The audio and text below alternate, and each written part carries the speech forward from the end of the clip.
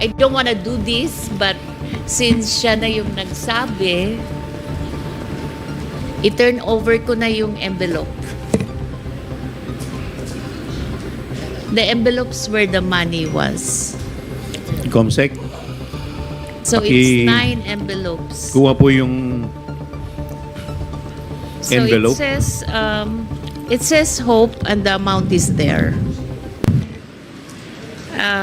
Before I start, I just want to say that this is a very difficult thing to do, and I apologize to my children who didn't like me to join this this session, and also my colleagues who are my friends, but I have to read my statement.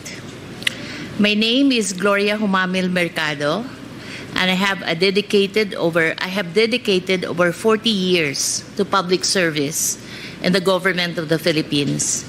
In my last year with government, I served as the Undersecretary for Human Resource and Organizational Development of the Department of Education. I was appointed as DepEd Undersecretary by President Marcos, as recommended by Vice President Sara Duterte in 2022, and I assumed office in August of 2022 and February 2022. In February 2023, I was designated as the head of the procuring entity of DepEd.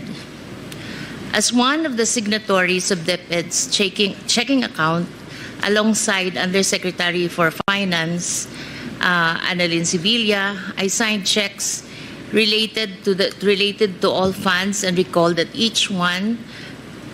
some of the checks that I signed amounted to 37,500,000 pesos. Between February 2023 to September 2023, I received a total of 9 envelopes labeled Hope, my concurrent position in DepEd during that time. These envelopes were handed to me mostly by Assistant Secretary Sunshine Fajarda, which she says came directly from Vice President Duterte. What she would typically say as she hands the envelope: it would appear that I received this envelope by virtue of my office as Hope. Attorney Fajarda is the wife of Edward Fajarda, who is the Special Disbursement Officer.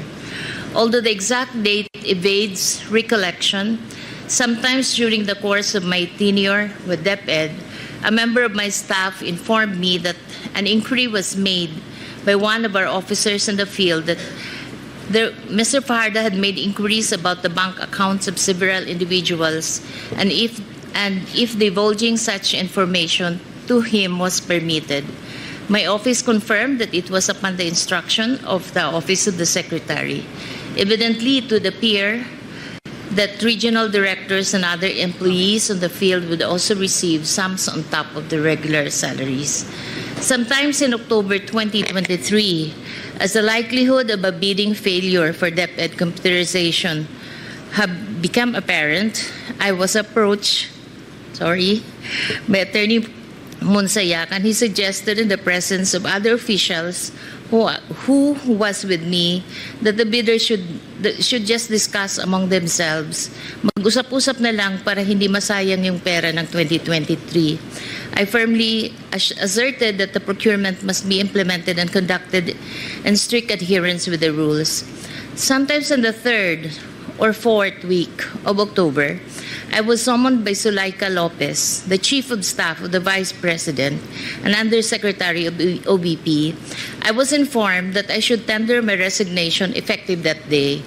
I refused to resign, and I insisted on departing from service through voluntary retirement. The timing of my meeting with Ms. Zulaika struck me as more than coincidental. It gave me the impression that my candid responses was the real reason behind the push to relieve me of my office. It was as if I had become an unwelcome obstacle, despite simply doing my job as Hope and Undersecretary of Human Resource of DepEd. Prior to my meeting with Ms. Zulaika, there were other undersecretaries and assistant secretaries who were summoned also, and were also summoned all of the same purpose of informing them that they should tender their resignation effective on the same day. I signed my affidavit.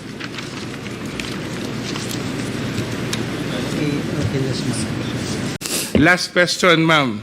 At least, Mr. Chair, I would know the Vice President is watching us because she just had a press conference and she said that she's denying giving former DepEd Undersecretary Gloria Mercado 50,000 for 9 months. And the Vice President saying that Mercado was let go because she used DepEd to solicit donations from the private sector amounting to 16 million without her knowledge.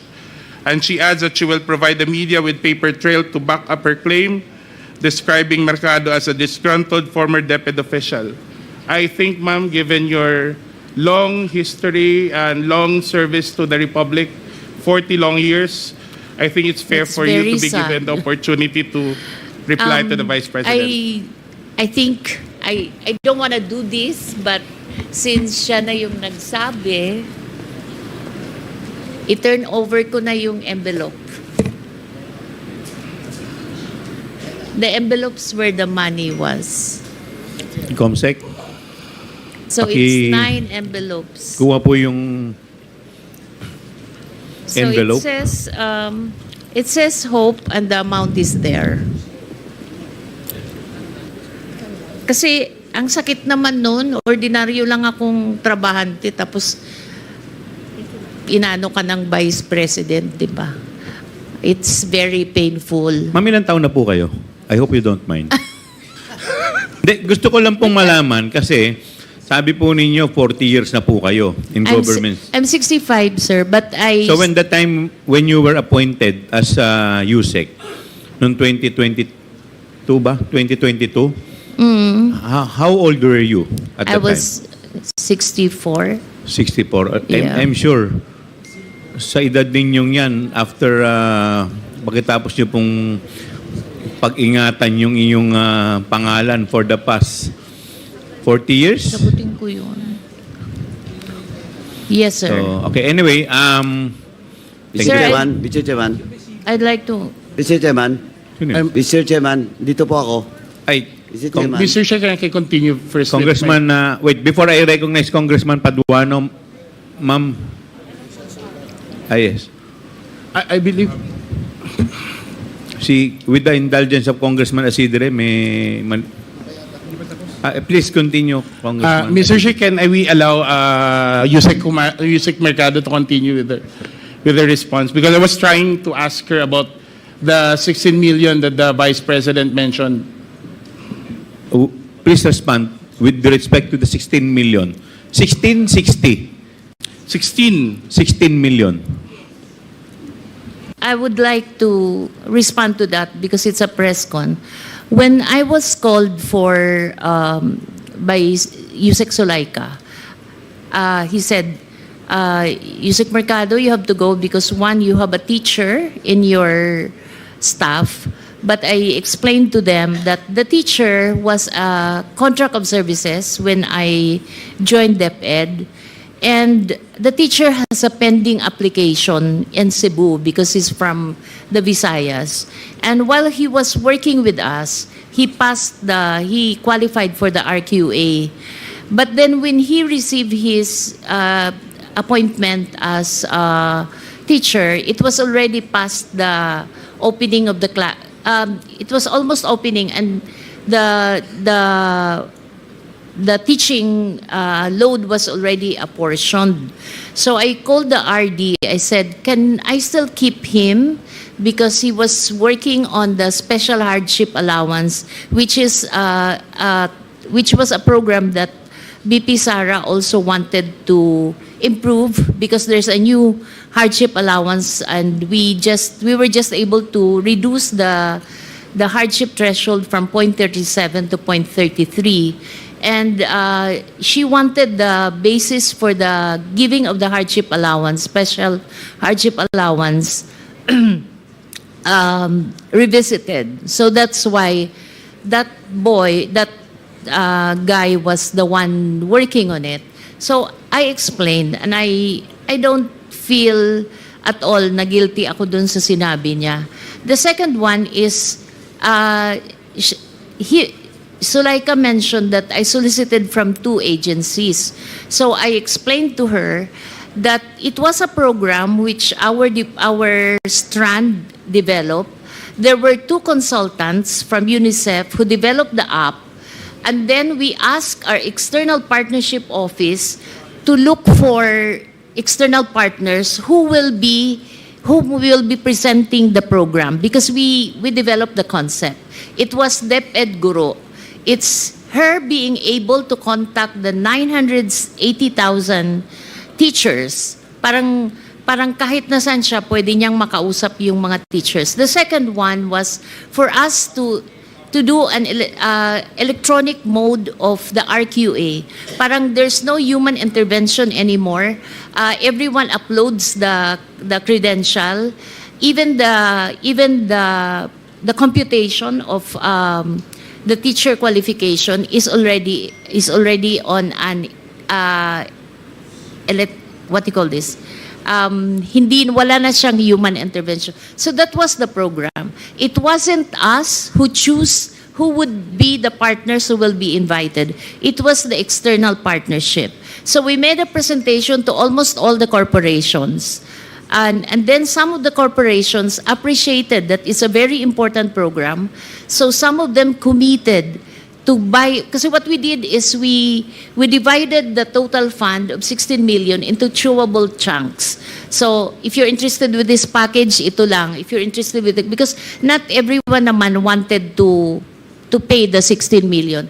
But there were 2 corporations who were willing to fund, because we wanted to put one in Mindanao, one in Visayas, and one in Luzon.